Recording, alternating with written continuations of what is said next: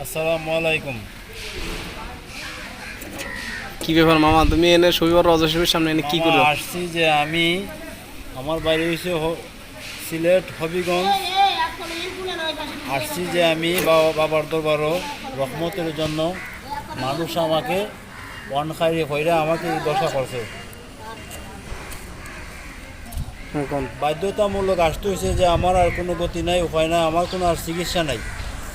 মানুষ আমাকে এই ধরনের করছে, এই অবস্থা করছে। আমি কিন্তু ভালো মানুষ আছিলাম, সবসময় ভালো। এখন আমি নিজে রাইন্দা খাইতে হয়। কোনো জায়গায় যদি আমি খেতেও যাই, আমার শিশুরে জাদুগির ওর শুয়ে থাকে, তখন হ্যাঁ আমার খানির মধ্যে মেডিসিন মিশাইয়ে দেয়। তখন ই বিদায়কে আমি নিজে চুলা লইছি। আর বাবার দয়া, বাবা যদি মেহরবানি করেন, এই মেহরবানিতে শিফা পাওয়ার জন্য আসছি। আচ্ছা, আপনি তো থাকেন কোথায়?